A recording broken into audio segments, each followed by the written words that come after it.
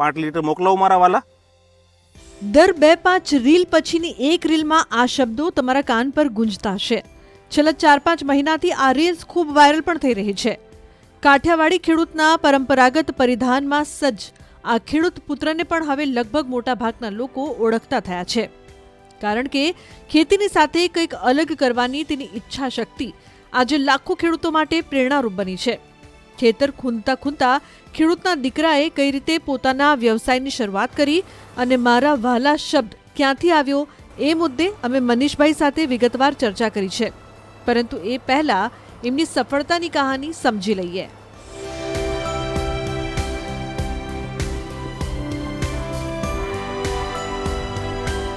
ગાંડીગીરમાં ગીર સોમનાથના ઇટવાયા ગામના 40 વર્ષીય મનીષભાઈ વાડદોરિયાએ ખેતીની સાથે વેપાર જ નહીં પરંતુ પ્રોડક્ટના પ્રચારની કુનેહ થકી સૌનું ધ્યાન આકર્ષિત કર્યું છે. સૌરાષ્ટ્રના લાખો ખેડૂતો વર્ષોથી મગફળીની ખેતી કરે છે.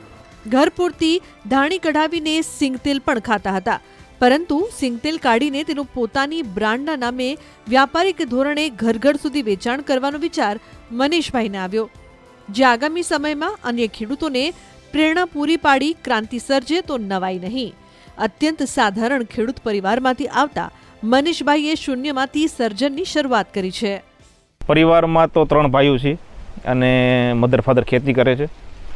10-12 વીઘા જમીન છે અને બહુ સાધારણ કહેવાય ને કે 3 ભાઈઓને ભણાવવાના પૈસા પણ નહોતા.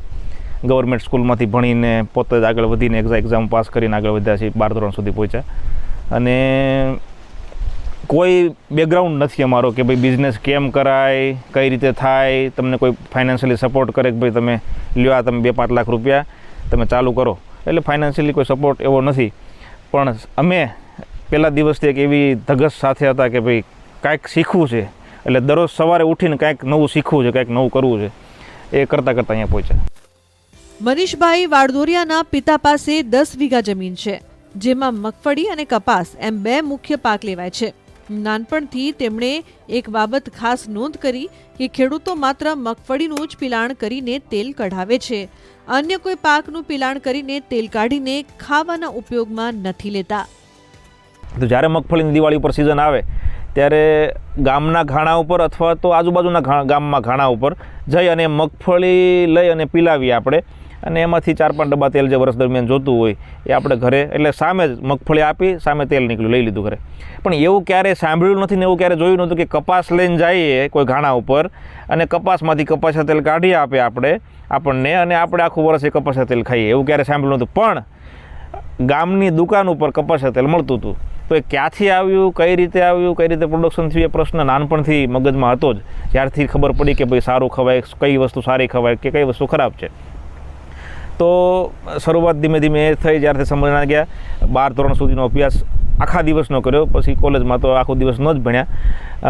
અને એવું કાંઈ ખાસ બેકગ્રાઉન્ડ નથી, કંઈ એવું કંઈ ફેમિલીનું કંઈ ફાઇનાન્શિયલ સપોર્ટ પણ નહોતો. 1 કરોડ રૂપિયાનું ઇનામ મેક્યું છે, શું કહેશો? 1 કરોડ રૂપિયાનું ઇનામ તો જ્યારે મારા ખાતામાં 1 લાખ રૂપિયાનું હતું ને ત્યારે 1 કરોડ રૂપિયાનું ઇનામ આપણે આપ્યું હતું. મને લાગે ગુજરાતમાં પહેલી વખત કોઈ બ્રાન્ડ પાછળ 1 કરોડનું ઇનામ આપ્યું છે. એ મને બહુ હૃદયથી સ્પર્શી જતું હતું, કારણ કે મને ખ્યાલ હતો કે મારે લોકોને સારી વસ્તુ આપવી છે અને સીધી ઘર સુધી પહોંચાડવી છે. કોઈ પણ ડીલર ડિસ્ટ્રીબ્યુટર સિસ્ટમ નથી રાખવી, કોઈ દુકાન ઉપર સુપર માર્કેટ કે મોલમાં નથી આપી. મગફળીની ખરીદી હું કરીશ, પ્રોડક્શન પણ હું કરીશ, પેકિંગ પણ હું કરીશ અને સીધા કસ્ટમર સુધી આપણે પહોંચાડશું. એટલે વિશ્વાસ હતો કે 1 કરોડની કદાચ 5 કરોડ કહેશું ને તો આપણને કોઈ ચિંતા નથી. સિંગતેલને પોતાની બ્રાન્ડ બનાવીને વેચવાનો વિચાર આવ્યા બાદ મનીષભાઈ પોતે જ તેના બ્રાન્ડ એમ્બેસેડર બની ગયા. વ્યવસાયને સફળ બનાવવા તેમણે સોશિયલ મીડિયાનો અદ્ભુત સદુપયોગ કર્યો. જ્યારે હું પોતે માનું ત્યાં સુધી આપણે કોઈ પણ કામ કરતા હોય તો આપણને થોડુંક આમ સ્ટ્રેસ જેવું આવે ને કે ભાઈ નથી મજા આવતી, એટલે તરત આપણે સોશિયલ મીડિયા ખોલીએ.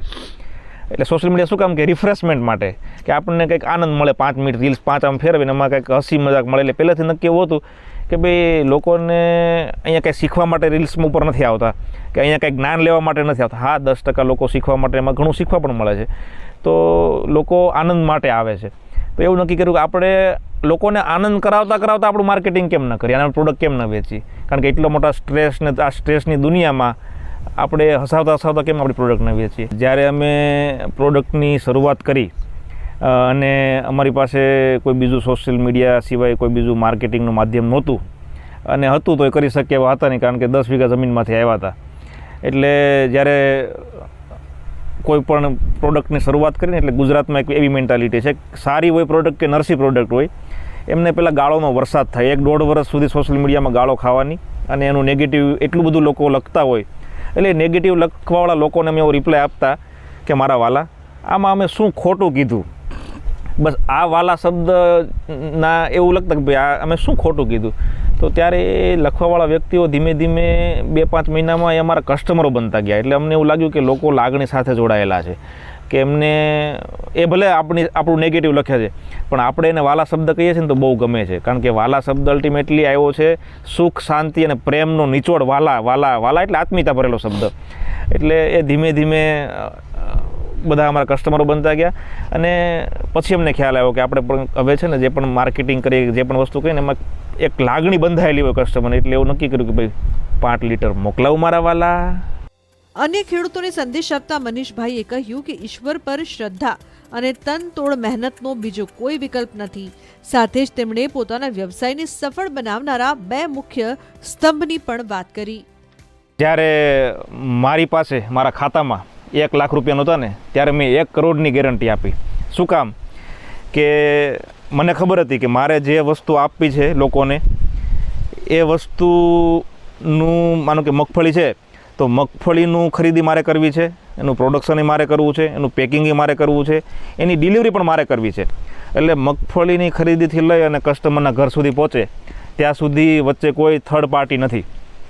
એટલે એમાં કોઈ જગ્યાએ કંઈ મિક્સિંગ થવાનું અથવા તો લેબલ ચેન્જ થવાનું અથવા તો કંઈ પ્રોબ્લેમ થવાનો. અને એટલા માટે જ મેં મારો પોતાનો ફોટો ડબ્બા ઉપર, મારા પરિવારનો ફોટો ડબ્બા ઉપર મૂક્યો. મનીષભાઈ, ભગવાનમાં કેટલીક શ્રદ્ધા? ભગવાનમાં તો ઘણી શ્રદ્ધા છે, એટલે હું ચાંદલો કરું છું. શ્રદ્ધાની સાથે સાથે 50% શ્રદ્ધા હોય તો 50% મહેનત. સવારે ઉઠીને આજે લગભગ અમે 12 થી 13 કલાક સુધી કન્ટિન્યુ સખત મહેનત કરીએ છીએ. અને કોવિડ પછી લોકો હેલ્થ કોન્શિયસ બહુ થયા છે. એટલે અને ત્યારે જ અમારી શરૂઆત થઈ કે ભાઈ આ ઇમ્યુનિટી શબ્દ આપણે પહેલો કોવિડ વખતે સાંભળેલો કે ભાઈ સારું દૂધ, સારું ઘી કે સારું તેલ ખાવું જોઈએ. અને શરૂઆત ત્યાંથી જ અમારે કરી. બહુ શરૂઆતમાં અમે 17 ડબ્બાનો પ્લાન્ટ નાખેલો. આખા દિવસમાં મશીન ચાલે ત્યારે 17 ડબ્બા તેલ નીકળે. એ વધતા અત્યારે 1300 ડબ્બાનો પ્લાન્ટ છે. ત્યાં સુધી 1300 ડબ્બા સુધીનું 24 કલાકનું પ્રોડક્શન છે અમારું. વાર્ષિક પ્રોડક્શન ડબ્બાનું કેટલા ડબ્બાનું પ્રોડક્શન? 1200 ડબ્બાથી લઈને 1300 ડબ્બા સુધી દિવસ 24 કલાકનું પ્રોડક્શન હોય. એ પ્રમાણે 365 દિવસ ગણવાના હોય. અને પહેલાં જ વર્ષે અમારું સેલિંગ, જ્યારે 17 ડબ્બા પ્રોડક્શન કરતા, ત્યારે આખા વર્ષનું 365 દિવસનું 300 ડબ્બાનું સેલિંગ કરી રહ્યા હતા. બરોબર. કારણ કે બ્રાન્ડ હતી નહીં, કોઈ ઓળખતું નહોતું. બીજા વર્ષે એ 2300 ડબ્બા થયા. ત્રીજા વર્ષે એ 17,000 ડબ્બા થયા.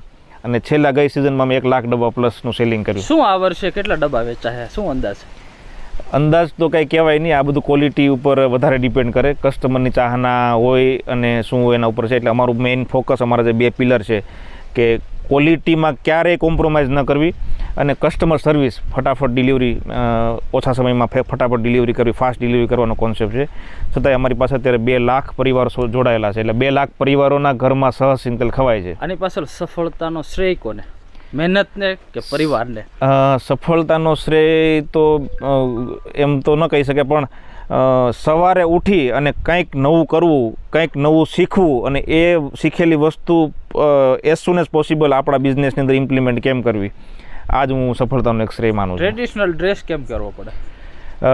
ટ્રેડિશનલ ડ્રેસમાં એવું છે કે મને પહેલેથી ગામડું ગમે છે. મને પહેલેથી સંસ્કૃતિ આપણી ગમે છે. પહેલેથી દેશી ખાવાનું ગમે. લોકોને પીઝા ખાવા ગમે, મને રોટલો ખાવો ગમે. લોકોને મૂવી જવું ગમે તો જોવું ગમે. તો અમને આંબા હેઠે ખાટલો નાખીને સૂવું ગમે. એટલે પહેલેથી ગામડીઓ જીવ છે. એટલે એમ થયું કે ભાઈ આપણે આપણી સંસ્કૃતિને જાળવી રાખીએ તો છોકરામાં એવું આવશે. કારણ કે અત્યારે ગુજરાતી મીડિયમ, ઇંગ્લિશ મીડિયમનો જે આખો જે ટ્રેન્ડ બદલાય છે, એટલે મારા છોકરાને મેં ગુજરાતી મીડિયમમાં જ મૂક્યો છે. અને ઘરમાં એકદમ દેશી કાઠિયાવાડી ભાષા બોલીએ છીએ.